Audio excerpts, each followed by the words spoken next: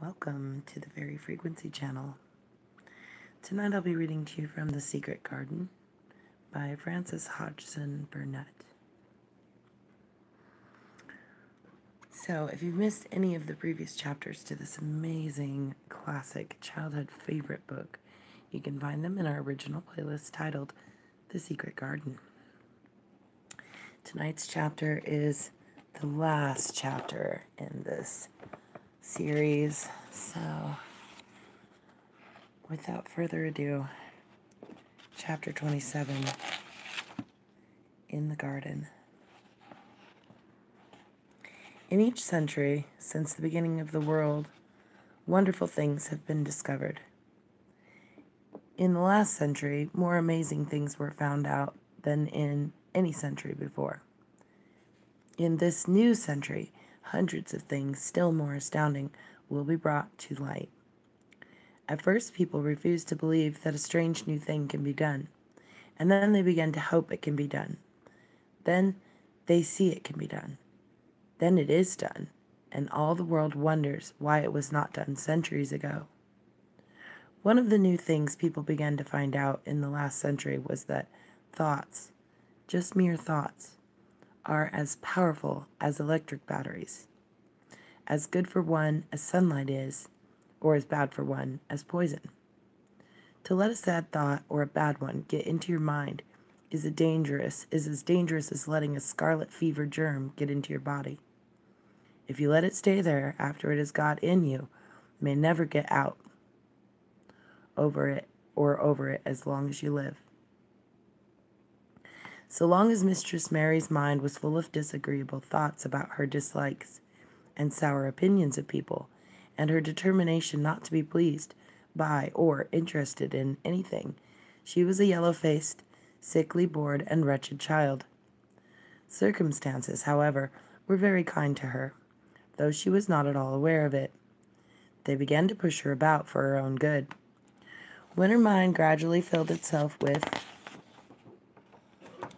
robins and moorland cottages crowded with children, with queer, crabbed old gardeners and common little Yorkshire housemaids, with springtime and with secret gardens coming alive day by day, and also with a poor boy and his creatures, there was no room left for the disagreeable thoughts which affected her liver and her digestion and made her yellow and tired. So long as Colin shut himself up in his room and thought only of his fears and weaknesses and his detestation of people who looked at him and reflected hourly on humps and early death, he was a hysterical, half-crazy little hypochondriac who knew nothing of the sunshine and the spring, and also did not know that he could get well and could stand upon his feet if he tried to do it. When new beautiful thoughts began to push out the old hideous ones, life began to come back to him. His blood ran healthily through his veins, and strength poured into him like a flood.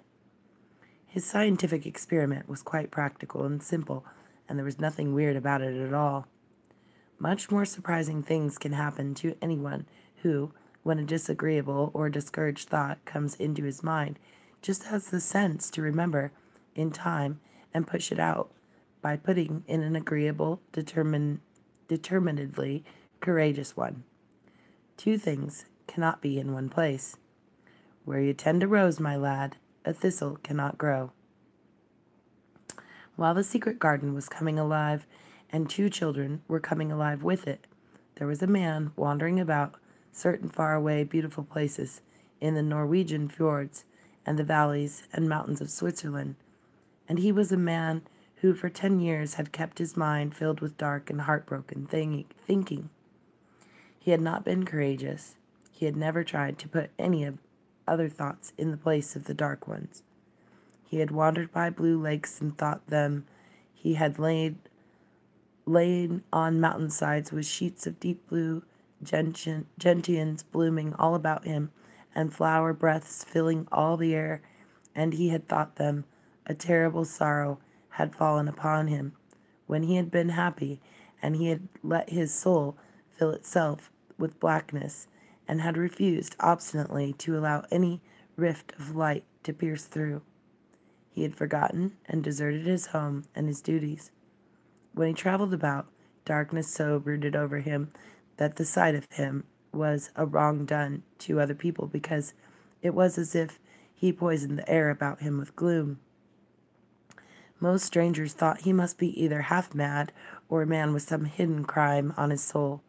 He was a tall man with a drawn face and crooked shoulders, and the name he always entered on a hotel registers was Archibald Craven, Misselthwaite Manor, Yorkshire, England. He had travelled far and wide since the day he saw Mistress Mary in his study and told her she might have her bit of earth. He had been in the most beautiful places in Europe, though he had remained nowhere more than a few days. He had chosen the quietest and remotest spots.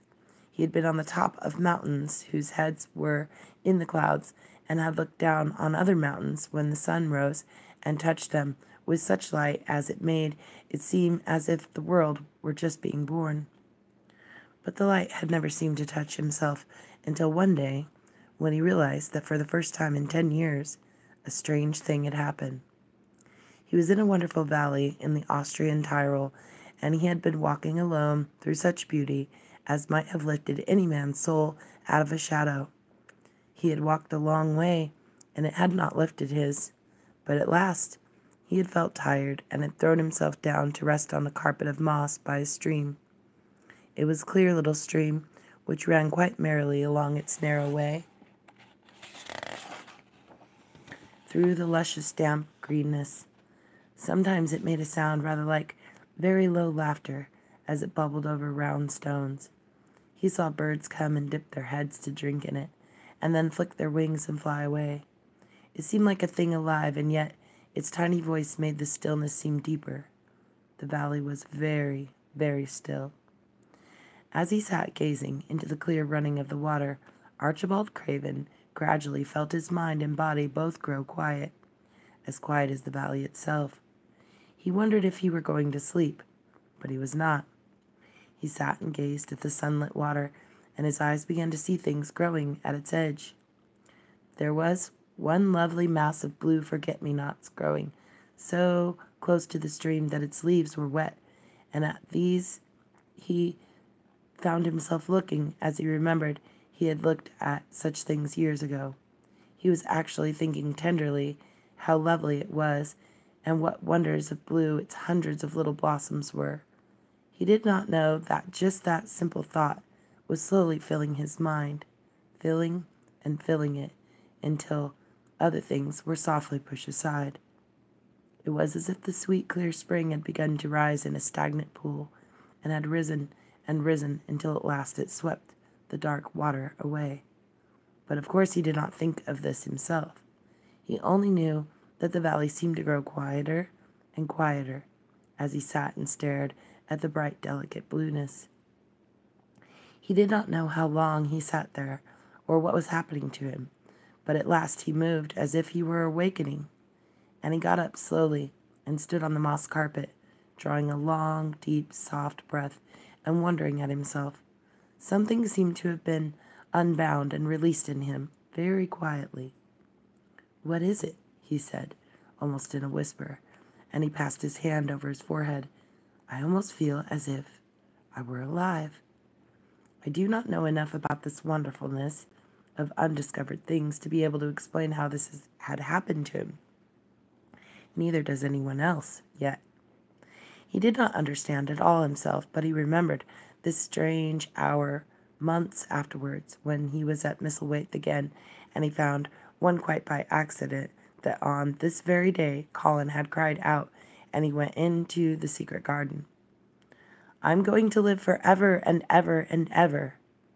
The singular calmness remained with him the rest of the evening, and he slept a new, reposeful sleep. But it was not with him very long. He did not know that it could be kept. By the next night, he had opened the doors wide to his dark thoughts, and they had come trooping and rushing back. He left the valley and went on his wandering way again. But strange as it seemed to him, there were minutes, sometimes half hours, when, without his knowing why, the black burden seemed to lift itself again, and he knew he was a living man and not a dead one. Slowly, slowly, for no reason that he had knew of, he was coming alive with the garden. As the golden summer changed into a deep golden autumn, he went to the lake of Como. There he found the loveliness of a dream. He spent his days upon the crystal blueness of the lake, and he walked back into the soft, thick verdure of the hills and tramped until he was tired so that he might sleep. But by this time he had begun to sleep better, he knew, and his dreams had ceased to be a terror to him. Perhaps he thought, my body is growing stronger. It was growing stronger, but because of the rare peaceful hours when his thoughts were changed, his soul was slowly growing stronger too. He began to think of Misselthwaite and wonder if he should not go home. Now and then he wondered vaguely about his boy and asked himself what he should feel when he went and stood by the carved four-posted bed again and looked down at the sharply chiseled ivory white face while it slept, and the black lashes rimmed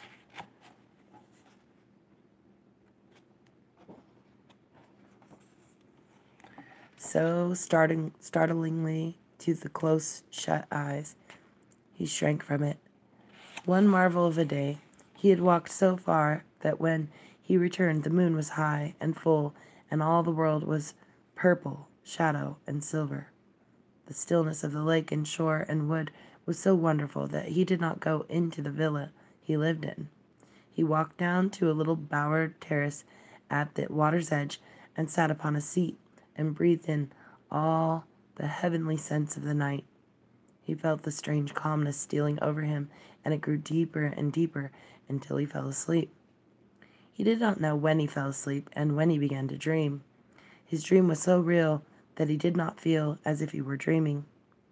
He remembered afterward how intensely wide awake and alert he had thought he was. He thought that he sat and breathed in the scent of the late roses and listened to the lapping of the water at his feet. He heard a voice calling. It was sweet and clear and happy and far away. It seemed very far, but he heard it as distinctly as if it had been at his very side. Archie, Archie, Archie, it said, and then again sweeter and clearer than before. Archie, Archie. He thought. He sprang to his feet, not even startled. He was such a real voice. It was such a real voice, and it seemed so natural that he should hear it. Lilias, Lilias, he answered. Lilias, where are you? In the garden. It came back like a sound from a golden flute. In the garden. And then the dream ended. But he did not awaken. He slept soundly and sweetly all through the lovely night. When he did awake at last, it was brilliant morning, and the servant was standing staring at him. He was an Italian servant and was accustomed, as all servants of the villa were, to accepting without question any strange thing his foreign master might do. No one ever knew when he would go out or come in, or where he would choose to sleep, or if he would roam about the garden or lie in the boat on the lake all night. The man held a salver with some letters on it, and he waited quietly until Mr. Craven took them. When he had gone away, Mr. Craven sat a few moments holding them in his hand and looking at the lake. His strange calm was still upon him, and something more, a lightness, as if the cruel thing which had been done had not happened as he thought, as if something had changed. He was remembering the dream, the real, real dream. In the garden, he said, wondering at himself, in the garden. But the door is locked and the key is buried deep. When he glanced at the letters a few minutes later, he saw that one lying at the top of the rest was an English letter and came from Yorkshire. It was directed in plain woman's hand, but it was not a hand he knew. He opened it, scarcely thinking of the writer, but the first words attracted his attention at once. Dear Sir, I am Susan Sowersby, that made hold to speak to you once on the moor. It was about Miss Mary I spoke. I will make bold to speak again. Please, sir, I would come home if I was you. I think you would be glad to come, and, if you will excuse me, sir, I think your lady would ask you to come if she was here. Your obedient servant, Susan Sowersby. Mr. Craven read the letter twice before he put it back in its envelope. He kept thinking about the dream. "I will go back to Misselthwaite," he said. "I'll go at once." And he went through the garden to the villa and ordered Pitcher to prepare for his return to England. In a few days he was in Yorkshire again, and on his long railroad journey he found himself thinking of his boy as he had never thought in all the 10 years past. During those years he had only wished to forget him. Now, though, he did not intend to think about him. Memories of him constantly drifted into his mind. He remembered the black days when he had raved like a madman because the child was alive and the mother was dead. He had refused to see it, and when he had gone to look at it at last, it had been such a weak, wretched thing that everyone had been sure it would die in a few days. But to the surprise of those who took care of it, the days passed and it lived, and then everyone believed it would be deformed and a crippled creature. He had not meant to be a bad father, but he had not felt like a father at all. He had supplied doctors and nurses and luxuries, but he had shrunk from the mere thought of the boy and had buried himself in his own misery.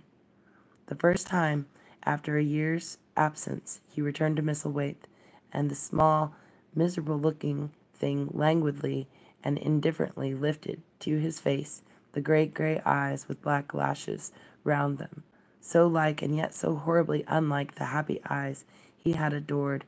He could not bear the sight of them, and turned away, pale as death. After that he scarcely ever saw him except when he was asleep, and all he knew of him was that he was a confirmed invalid with a vicious, hysterical, half-insane temper. He could only be kept from furies dangerous to himself by being given his own way in every detail. All this was not an uplifting thing to recall, but as the train whirled him through the mountain passes and golden plains, the man who was coming alive began to think in a new way, and he thought long and steadily and deeply. "Perhaps I have been all wrong for 10 years," he said to himself. 10 years is a long time. It may be too late to do anything, quite too late. What have I been thinking of? Of course, this was the wrong magic to begin by saying too late. Even Colin could have told him that. But he knew nothing of magic, either black or white. This he had yet to learn. He wondered if Susan Sowerby had taken courage and written to him only because the motherly creature had realized that the boy was much worse, was fatally ill. If he had not been under the spell of the curious calmness which had taken possession of him, he would have been more wretched than ever. But the calm had brought a sort of courage and hope with it. Instead of giving way to thoughts of the worst, he actually found he was trying to believe in better things.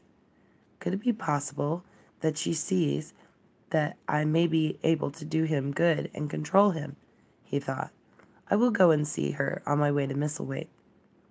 But when on his way across the moor he stopped the carriage at the cottage, 7 or 8 children who were playing about gathered in a group, and bobbing 7 or 8 friendly and polite curtsies told him that their mother had gone to the other side of the moor early in the morning to help a woman who had a new baby. Our Dickon, they volunteered, was over at the manor working in one of the gardens where he went several days each week. Mr. Craven looked over the collection of sturdy little bodies and round, red-cheeked faces, each one grinning in its own particular way, and he awoke to the fact that they were a healthy, likable lot. He smiled at their friendly grins and took a golden sovereign from his pocket and gave it to our Elizabeth Ellen, who was the oldest. If you divide that into 8 parts, there will be a half a crown for each of you, he said. Then amid grins and chuckles and bobbings of curtsies, he drove away, leaving ecstasy and nudging elbows and little jumps behind. The drive across the wonderfulness of the moor was a soothing thing. Why did it seem to give him a sense of homecoming, which he had been sure he could never feel again? That sense of beauty of land and sky and purple bloom, of distance and warming of the heart at drawing nearer to the great old house which was held those of his blood for 600 years.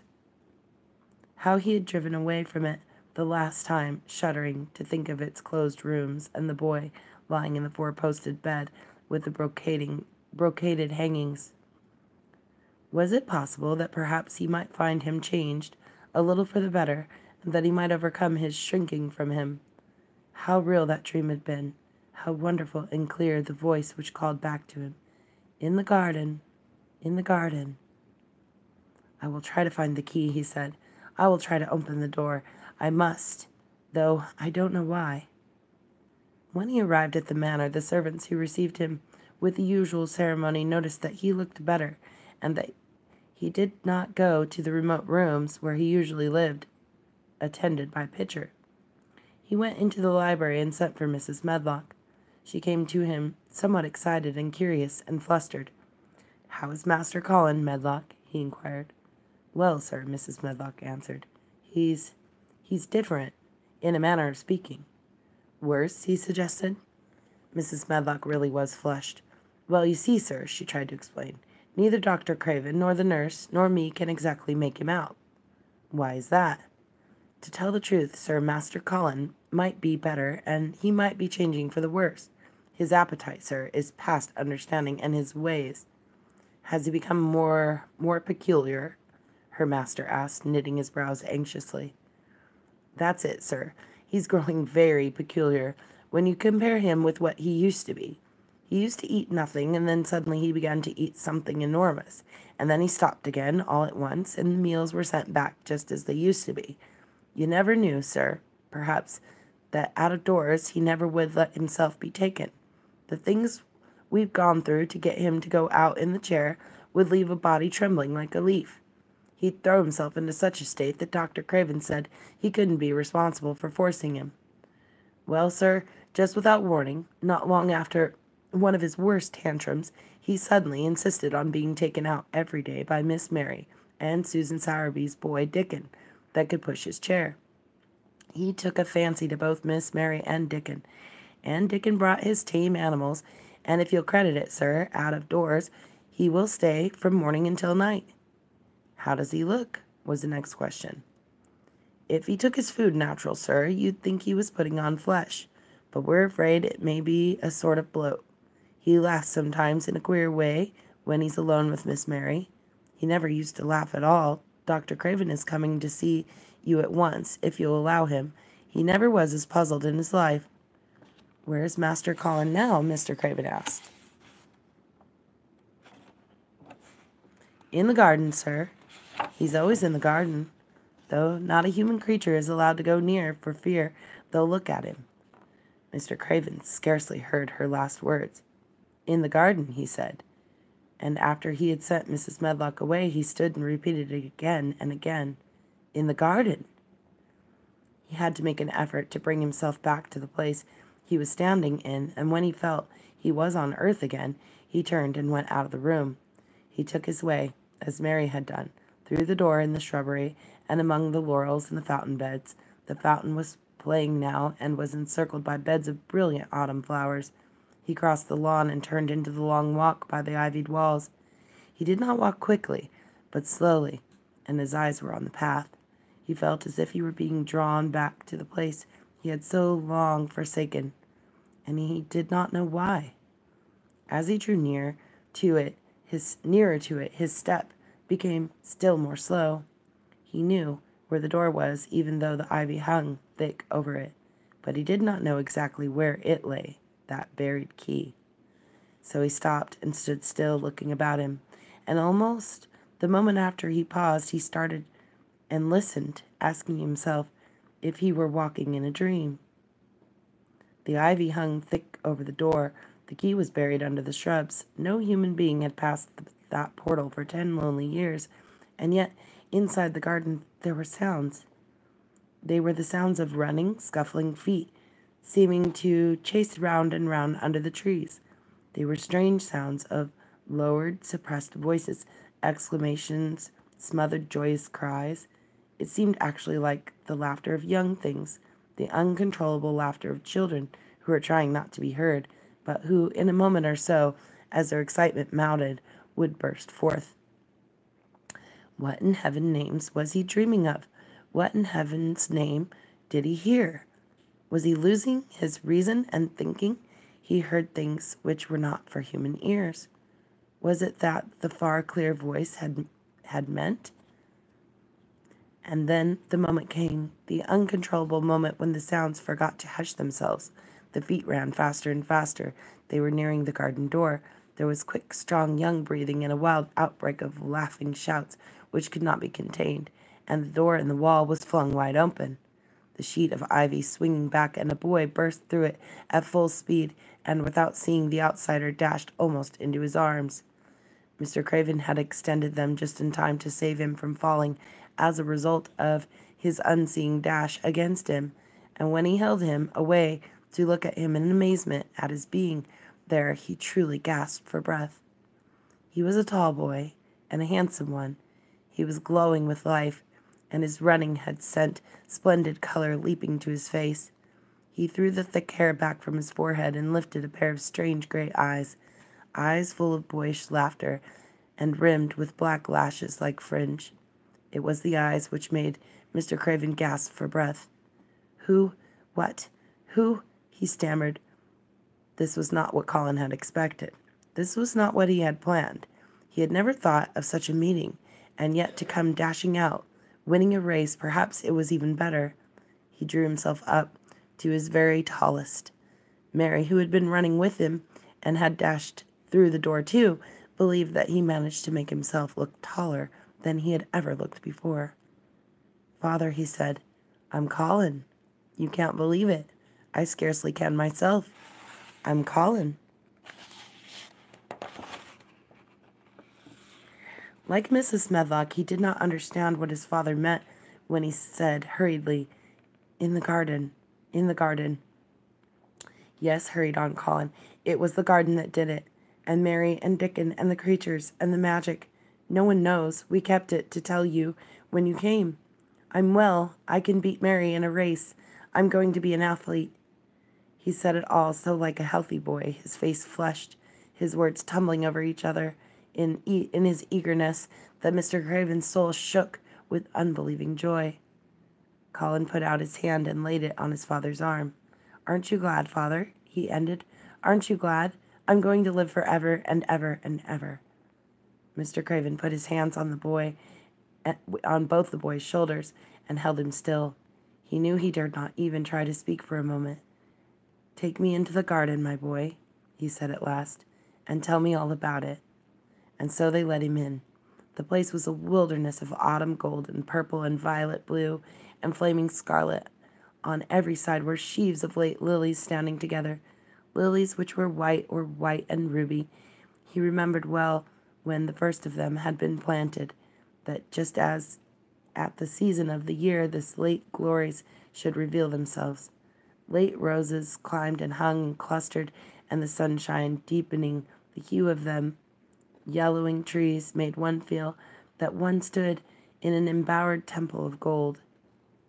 The newcomer stood silent, just as the children had done when they came into its grayness. He looked around and around. "I thought it would be dead," he said. "Mary thought so at first," said Colin, "but it came alive." Then they sat down under the tree, all but Colin, who wanted to stand while he told the story. It was the strangest thing he had ever heard, Archibald Craven thought, and it was poured forth in headlong boy fashion. Mystery and magic and wild creatures, that weird midnight meeting, the coming of the spring, the passion of the insulted pride which had dragged the young Rajah to the feet to defy old Ben Weatherstaff to his face, the odd companionship, the play acting, the great secret so carefully kept. The listener laughed until tears came into his eyes, and sometimes tears came into his eyes when he was not laughing. The athlete, the lecturer, the scientific discoverer was laughable, lovable, healthy young human thing. "Now," he said at the end of the story, "it need not be a secret any more.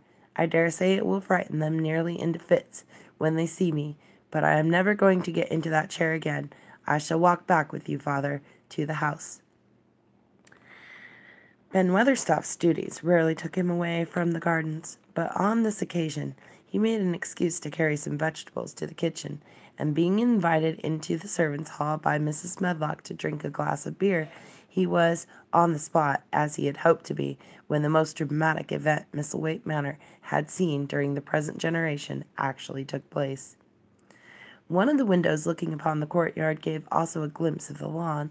Mrs. Medlock, knowing Ben had come from the gardens, hoped that he might have caught sight of his master, and even by chance of his meeting with Master Colin.